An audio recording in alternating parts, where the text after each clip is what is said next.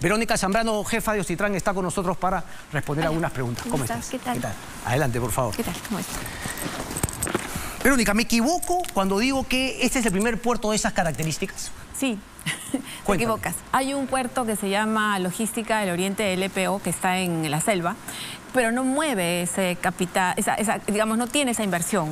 Por eso es que, digamos, mucha gente no lo conoce, pero es el primer puerto, digamos, de titularidad privada y de uso público. ¿Ese puerto que me has mencionado tiene exclusividad? No, no tiene.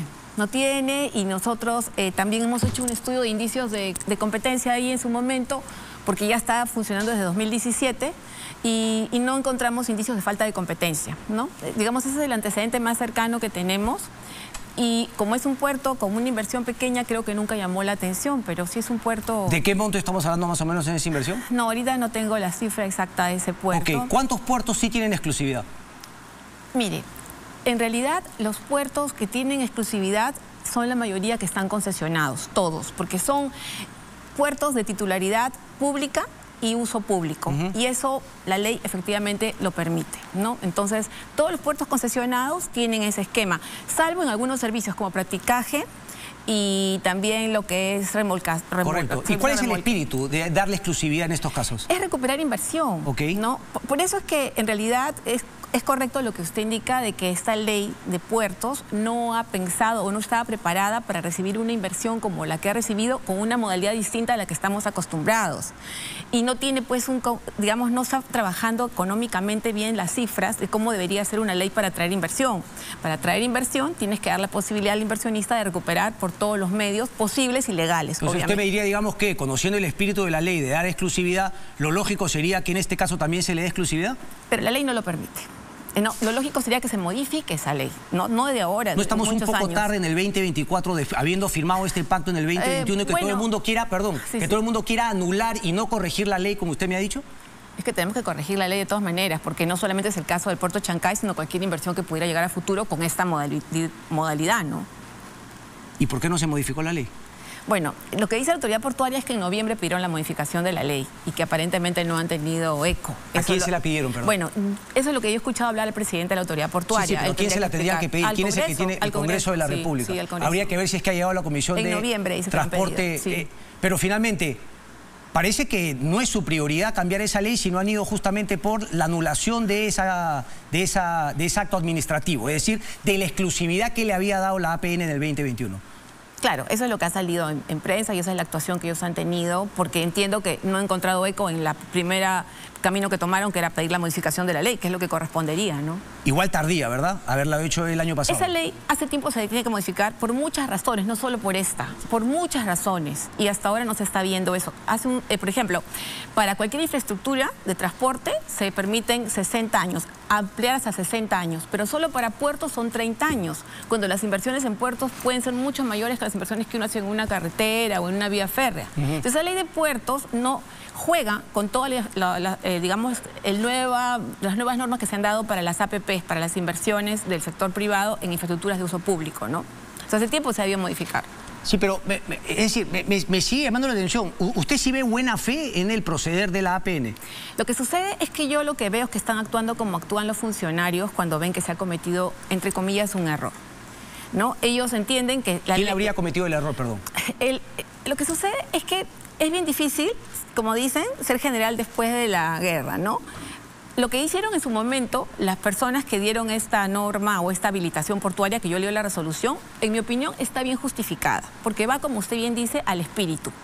Pero ese espíritu no es lo que lee la Contraloría cuando nos revisa a los funcionarios cómo hemos trabajado una norma. Sí. Entonces probablemente ellos han revisado ahora y se han dado cuenta de que esto, visto a ojos de Contraloría, más adelante les puede generar una serie de consecuencias. Bueno, sobre todo porque ahorita no está funcionando el puerto. Entonces es un momento importante de que tenemos como de 7 meses. Pero déjeme hacerle una pregunta respecto a la buena y mala fe, porque claro, en este momento lo que han salido y públicamente la APN es a pedir la nulidad justamente de esa exclusividad.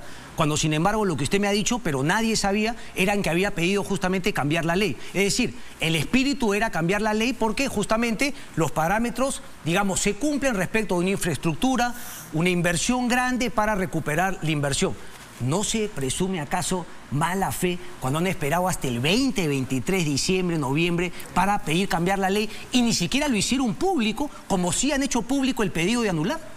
Lo que sucede es que si ellos no actúan así en este momento y dejan que esto siga avanzando, en unos años también va a haber una afectación si es que alguien sale con esta, porque hay personas interesadas en acceder a sus servicios, no solamente las empresas que tienen que ver con practicaje, también pueden ser las que tienen que ver con remolcadores o las que tienen que ver con temas, digamos, de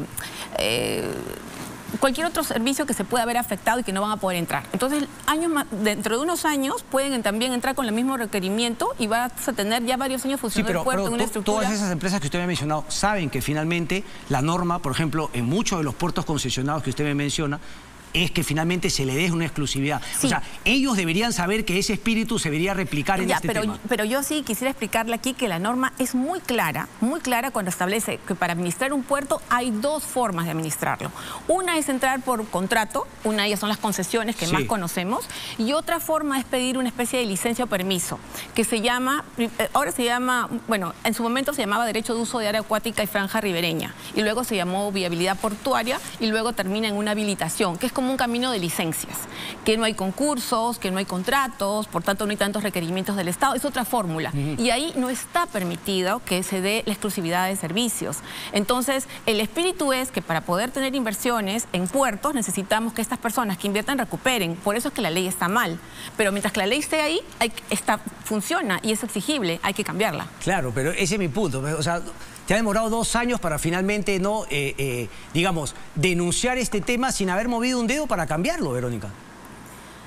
Bueno. Sin haber movido un dedo para cambiarlo. O sea, pareciese que han llegado a esta situación por pedido finalmente de alguna empresa. Bueno, yo no quiero pensar mal de nadie y lo único que le puedo decir es que esta ley tiene tantos problemas que hoy día es este tema, mañana será otro y pasado será otro. O sea, hay que cambiarla. Sí. Pero eso es lo que más llama la atención, que la APN no haya planteado como un tema fundamental el cambio finalmente de la ley y haber llegado a este punto. A ver, un poquito para acá, creo que tenemos el cuadro respecto de los puertos. Me llamó la atención, ¿cómo se llama el puerto que sí existe, perdón? LPO. Uso... Logística... Propiedad privada de uso público. Sí. ¿Y quién es el concesionario? ¿Quién es el dueño, perdón? Es titularidad privada de uso público. Creo que es el Grupo Romero. ¿El Grupo Romero tiene TISUR también? Sí, me parece que sí. ¿Y lo tiene con sociedad con alguna otra empresa? No recuerdo ahorita. Ok. ¿El Grupo SAM, que es justamente empresa del Grupo Luxic, tiene alguna titularidad de algún puerto? No. Mire, en principio no, porque nosotros sabemos quiénes son los titulares, pero siempre pueden haber ventas de acciones y nos ¿TISUR tiene exclusividad, por ejemplo, en los servicios? TISUR es un puerto muy antiguo, que se dio antes que existieran todas estas normas. O sea, no hizo mucha inversión. Pero sí tiene algunos temas con exclusividad y otros abiertos.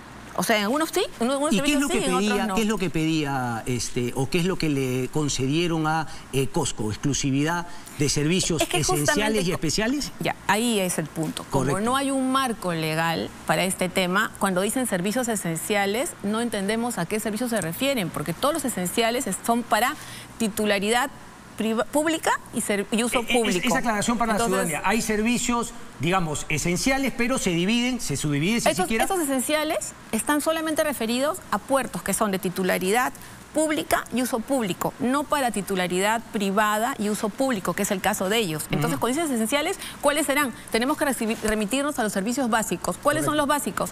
Estiva, embarque, desembarque, practicaje, hasta avituallamiento sería, pero nosotros en OCITRAN tenemos una clasificación que es un poco más reducida. Entonces, hay algunos servicios que no solamente son practicaje, irían más allá incluso. Por eso sí es importante revisar. Ya sería servicio especial y no un servicio básico, digamos. Son servicios básicos. El precio que la lista de servicios básicos es bastante larga. Ok. Sí. Ahora, en los servicios básicos, cuando se le dé exclusividad, OCITRAN regula, ¿verdad? Respecto de un tipo de servicios. Regula los precios, las tarifas. OCITRAN regula todas las infraestructuras de uso público. No importa si la titularidad es pública o privada. Si son uso público, regula. Siempre y cuando no haya escenario de competencia. Correcto. Por eso justamente lo que nosotros estamos ahorita iniciando es el estudio indiciario para ver si hay competencia o no. Esto es un poquito lo que quería mostrar, ¿no? Son 4 tipos de puertos y este es el último, el Private Service Port, ¿no? Privada, mayoría privada. Es un informe de Frank Boyle muy interesante que recomiendo y me dice que justamente ahora son 2 solamente los puertos, el puerto de Chancay y el otro que ya está en operación en 2017. La región de la selva por el Grupo Romero. Me llama la atención una cosa. ¿qué es lo que ustedes han presentado como una denuncia informativa a Indecopi? Porque entiendo que Indecopi revisó el tema de los servicios y de la exclusividad del puerto de Chancay y simplemente dijo que como no está efectivamente dentro de la ley, ellos no podían pronunciarse respecto de la libre competencia o no. Bueno, si es así, tendrán que repetir. Nosotros hemos presentado una denuncia que se llama denuncia por barrera burocrática. Porque nosotros tenemos que ver, nosotros tenemos usuarios intermedios y usuarios finales. Los usuarios intermedios a los que Ocitran tiene que defender en sus intereses son los que se verían afectados si este puerto tiene absoluta exclusividad. Entonces, para identificar si esto es una barrera de acceso para que ellos puedan prestar servicios, tiene que pronunciarse Indecopi. Si Indecopi ya tiene un pronunciamiento anterior, porque nosotros no hemos tenido el expediente. Su pronunciamiento fue que no se podía pronunciar respecto de la competencia porque justamente no encajaba dentro de la figura de las concesiones. Bueno, entonces se volverá a pronunciar en el mismo sentido, ¿no? Nosotros no tenemos ese informe porque no hemos tenido acceso a ese expediente. Pero es que nuevamente, digamos, estamos atacando la inversión sin ir al problema de fondo que es justamente la ley y modificar para que ese espíritu alcance a las nuevas inversiones. Pero mire, lo que sucede es que lamentablemente eso pasa no solamente con esta ley, pasa con muchas leyes. Vemos el problema cuando aparece y te das cuenta que la ley no encaja. Y ese es el momento para modificar la norma, porque el derecho no está escrito en piedra, lo pueden cambiar. Y todavía no ha entrado a operar el puerto. Entonces, en principio, ellos tienen esta inversión, digamos, ellos tienen exclusividad firme, porque ya está la resolución. Correcto. Si esa resolución no cambia, ellos tienen ese derecho. Y mientras tanto, se debe modificar la norma. 2021, bueno, vamos a ver finalmente qué es lo que se define. El tiempo me gana, Verónica Zambrano. Muchísimas gracias, jefa de Ocitran. Vámonos a una pausa y regresamos. No se muevan.